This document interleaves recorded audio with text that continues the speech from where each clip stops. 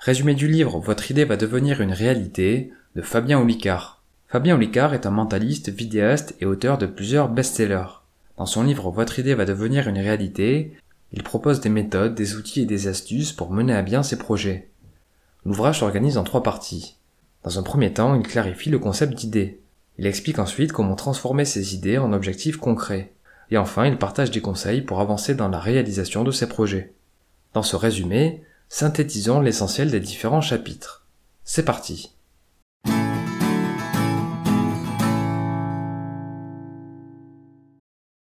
Des intentions, des envies et des pensées nous traversent continuellement l'esprit. Parfois, une de ces idées fait germer une étincelle de motivation qui nous incite à la concrétiser. Le cerveau dépense alors de l'énergie pour que l'on se mette en mouvement.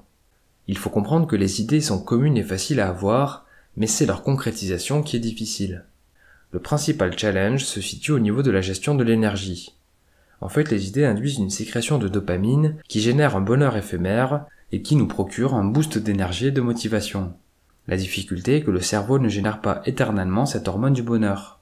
Progressivement, l'énergie décroît et on perd la motivation d'agir. Plutôt que de persévérer, on a même tendance à passer d'idée en idée afin d'obtenir des shots de dopamine réguliers. Pour mener à bien ces projets, la capacité à mobiliser de l'énergie dans la durée est primordiale. En prenant l'exemple de son entraînement à la technique du saut à la coupe, l'auteur démontre aussi l'importance d'être flexible sur ses idées. Plutôt que de travailler tête baissée sur l'obtention du résultat, il est parfois préférable de travailler sur la définition des objectifs et du processus pour les atteindre. Notamment car une idée a de grandes chances d'évoluer dans le temps. En tout cas, Fabien Olicard insiste sur l'importance de faire de ses idées des objectifs réalisables. C'est l'objet de la deuxième partie. Le premier pas pour concrétiser une idée revient à la considérer comme un objectif précis, rationnel et cohérent avec ses désirs. Voici quelques conseils pour les définir. Premièrement, identifier le pourquoi de l'objectif. Un objectif doit correspondre à une raison profonde, de sorte à ce que les motivations de le concrétiser coïncident à des envies réelles et précises. Pour ce faire, on peut se poser les questions suivantes. Quelle raison me motive à réaliser cet objectif, et suis-je aligné avec ces raisons? Deuxième conseil, s'appliquer à rester lucide. L'excitation du démarrage tend à créer un champ de distorsion de la réalité qui fait que l'on est souvent moins lucide au début du projet. Pour pallier cette difficulté, Fabien Olicard propose de compléter par écrit une grille de démarrage afin de commencer sur de bonnes bases. Elle comprend 3 points. Faire un état des lieux de sa situation avant de commencer, prendre de la hauteur en faisant comme si l'on conseillait un ami qui se lançait dans le même projet, et enfin, imaginer le futur idéal une fois l'idée concrétisée. Troisième conseil, se fixer des objectifs SMART. SMART est l'acronyme de spécifique, mesurable, ambitieux, réaliste et temporel. Spécifique, car l'objectif doit être le plus clair possible. Mesurable, car il doit être associé à des indicateurs précis que l'on peut mesurer et suivre. Ambitieux, car l'objectif doit avoir de l'envergure, afin que la motivation de l'atteindre soit suffisamment forte. Réaliste, car l'objectif doit être calibré de façon à ce qu'il soit atteignable. Et temporel, car il doit avoir une date butoir et dépendre de délais honnêtes. Fabien Olicard partage plusieurs recommandations pour se fixer des objectifs intelligents. S'assurer que l'objectif dépend de nous, c'est-à-dire être en mesure de maîtriser les leviers tels que le temps, la rigueur et la méthode. Identifier et interroger des personnes qui ont eu un objectif transposable au nôtre, sans négliger ceux qui ont échoué à aller au bout d'idées similaires. Prévoir un rétro-planning en s'inspirant de l'arc narratif d'une histoire, c'est-à-dire considérer 5 étapes dans l'élaboration de son planning, l'exposition, l'élément déclencheur, les péripéties, le climax et la résolution. Autre recommandation, laisser une place à l'expérimentation et ne pas attendre avant de se lancer. L'auteur considère qu'il suffit d'avoir 10% des réponses pour passer à l'action. Autre grand conseil, maîtriser son temps. Le temps et l'énergie sont les composantes essentielles à contrôler pour mener à bien ses idées. Dans un premier temps, l'auteur suggère de bien gérer ses priorités. Pour ce faire, il propose un outil appelé la matrice d'Eisenhower, qui consiste à trier ses activités en fonction de leur urgence et importance. Le but est de traiter en priorité les tâches urgentes et importantes. Dans un second temps, il est capital de comprendre qu'il faut créer de l'élan et rester en mouvement. Mais parfois les tâches sont tellement conséquentes qu'elles paraissent insurmontables et qu'on ne parvient pas à passer à l'action. Pour vaincre cette difficulté, une stratégie consiste à découper un résultat ambitieux en de toutes petites actions quotidiennes. Le dernier point revient à se projeter sur toute la durée du projet afin d'avoir une vision globale. Pour ce faire, il faut établir un échéancier en décrivant les principales étapes en partant de la fin.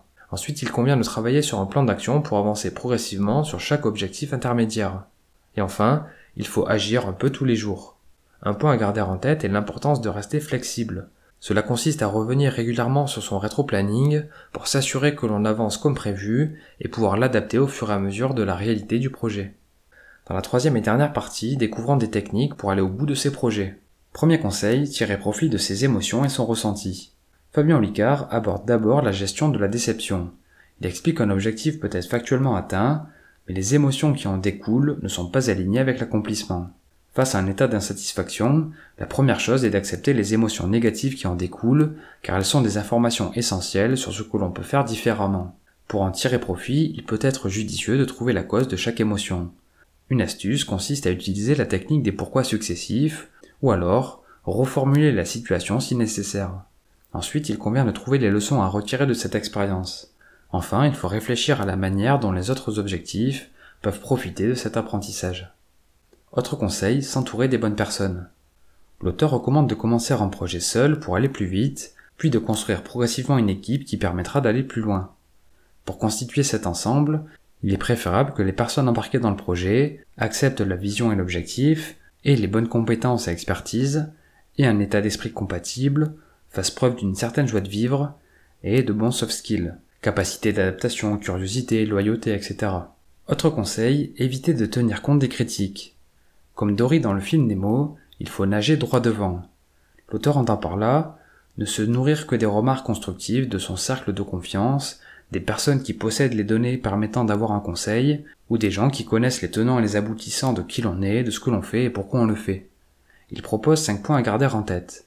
On ne peut pas s'isoler des critiques exagérées, on ne peut pas espérer se blinder à force de temps et de répétition, on n'est pas ce que l'on réalise, les remarques dures sont oubliées par leurs auteurs à l'instant même où elles sont prononcées, et les phrases blessantes donnent plus d'informations sur les peurs et les frustrations des personnes qui les formulent que sur ce qu'elles prétendent réellement dire.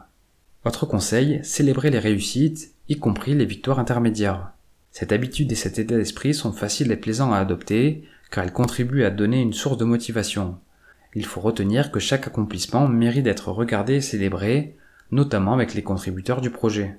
Une idée peut être de s'offrir un cadeau en guise de récompense, dès lors qu'une étape est franchie. Fabien Olicard recommande d'appliquer ce concept à sa vie professionnelle et personnelle. Une autre astuce revient à noter régulièrement dans un carnet ses accomplissements et les relire pour se motiver. Avant-dernier conseil, faire preuve de persévérance. La persévérance se résume au temps que l'on consacre à une tâche ou un objectif. L'auteur partage plusieurs principes pour persévérer. Se défaire de la pression, se focaliser uniquement sur la prochaine étape, considérer que l'on a droit à l'erreur, tester rapidement les stratégies théorisées, agir même sans motivation, apprendre pour monter en compétences, réduire la difficulté quitte à augmenter la fréquence, demander de l'aide si besoin, respecter ses engagements, s'auto-évaluer et savoir renoncer. Dernier conseil, gérer les obstacles en pensant solution. D'une part, il est important d'accepter les rebondissements, car la seule certitude est que les obstacles se dresseront sur le chemin. Il est donc préférable de les anticiper en réfléchissant aux solutions pour les contourner.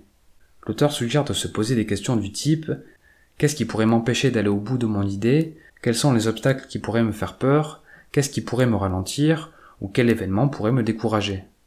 D'autre part, il est indispensable de penser solution en prenant l'habitude de tout considérer comme une opportunité plutôt que comme un problème.